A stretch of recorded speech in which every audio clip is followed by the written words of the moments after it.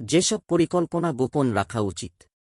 কিছু জিনিস এমন আছে যেগুলো গোপন রাখা মুমিনের জন্য দূষণীয় নয়, বরং হিংসুক ও শত্রুদের কুদৃষ্টি থেকে নিজেকে ও নিজের ভবিষ্যৎ অর্জনকে নিরাপদ রাখতে কখনো কখনো পরিকল্পনা বা অর্জনগুলো গোপন রাখতে হয়, যাতে তা অর্জনের আগেই ব্যাহত হয়ে না যায়।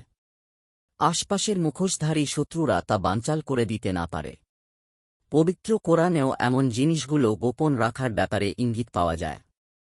ইরশাদ হয়েছে, এটা সেই সময়ের কথা যখন ইউসুফ নিজ পিতাকে ইয়াকুব আলাইহিসসালাম বলেছিল, পিতাজি, আমি স্বপ্নযোগে 11টি নক্ষত্র এবং সূর্য ও চন্দ্রকে দেখেছি। আমি দেখেছি তারা সকলে আমাকে সিজদা করছে। সে বলল, বাছা, নিজের এই স্বপ্ন তোমার ভাইদের কাছে বর্ণনা করো না, পাছে তারা তোমার বিরুদ্ধে কোনো ষড়যন্ত্র করে। কেননা শয়তান মানুষের প্রকাশ্য শত্রু। সূরা ইউসুফ আয়াত 4 মে। তাফসিরের কিতাবে পাওয়া যায়, ইয়াকুব আলাইহি ওয়াসাল্লাম স্বীয় পুত্র ইউসুফ আলাইহি ওয়াসাল্লামের স্বপ্নের ব্যাখ্যা সামনে রেখে পুত্র ইউসুফকে শত করতে গিয়ে বলেন, হে আমার প্রিয় পুত্র, তোমার এই স্বপ্নের কথা তুমি তোমার ভাইদের সামনে বর্ণনা করো না। কেননা এই স্বপ্নের ব্যাখ্যা এই যে, তোমার ভ্রাতাগণ তোমার সামনে খাটো হয়ে যাবে। এমনকি তারা তোমার সম্মানার্থে তোমার সামনে অত্যন্ত বিনয়ের সঙ্গে মাথা নত করবে।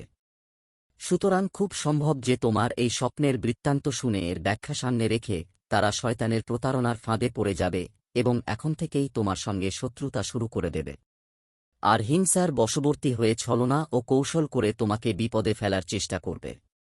এ কারণেই নিয়ামত বা পরিকল্পনা গোপন রাখা উচিত, যে পর্যন্ত না ওটা উত্তমরূপে লাভ করা যায় এবং প্রকাশিত হয়ে পড়ে। অন্যথায় প্রকাশ্য শত্রুরা তা বানচাল করার জন্য বিভিন্ন রকম ষড়যন্ত্র করবে। হাদিস শরীফে এসেছে, প্রয়োজনসমূহ পুরো করার ব্যাপারে ওগুলো গোপন করার মাধ্যমে সাহায্য নাও, কেননা যে ব্যক্তি কোনো নিয়ামত লাভ করে তার প্রতি হিংসা করা হয়ে থাকে। তাবরানী। তবে যখন এরকম হিংসার শিকার হওয়ার আশঙ্কা কেটে যায় বা নিয়ামত অর্জিত হয়ে যায়, তখন আল্লাহর শুকরিয়া স্বরূপ তা বলা যেতে পারে। পবিত্র কোরআনে ইরশাদ হয়েছে, এবং তোমার প্রতিপালকের যে নিয়ামত পেয়েছ তার চর্চা করতে থাকো। সূরা দুহা আয়াত 11। তবে কোনো অবস্থায় এই প্রচার অহংকার কিংবা অন্যের ওপর প্রাধান্য লাভের উদ্দেশ্যে হতে পারবে না। ইবনুল আরাবী তাঁর তাফসিরে বলেন, যদি তুমি কোনো ভালো নিয়ামত লাভ করো, তাহলে বিশ্বাসযোগ্য ভাইদের সঙ্গে কৃতজ্ঞতার উদ্দেশ্যে তা প্রকাশ করো, অহংকার বা প্রাধান্য অর্জনের উদ্দেশ্যে নয়। এমনকি কাউকে নীরবে ঠকানো বা নিয়ামত থেকে বঞ্চিত করার উদ্দেশ্যেও গোপনীয়তা অর্জন করা উচিত নয়। কারণ মুমিন অপর মুমিনের অকল্যাণ চাইতে পারে না। হাদিস শরীফে এসেছে, রাসূল সাল্লাল্লাহু আলাইহি ওয়াসাল্লাম বলেছেন, তোমরা ততক্ষণ পর্যন্ত মুমিন হতে পারবে না যতক্ষণ নিজের জন্য যা পছন্দ করো তা অপর মুমিন ভাইয়ের জন্য পছন্দ করবে না। মুসলিম হাদিস ৭৪। নিয়মিত এরকম ইসলামিক এবং স্বাস্থ্য বিষয়ক ভিডিও পেতে লাইক, কমেন্ট, ফলো এবং চ্যানেলটি সাবস্ক্রাইব করে পাশে থাকবেন।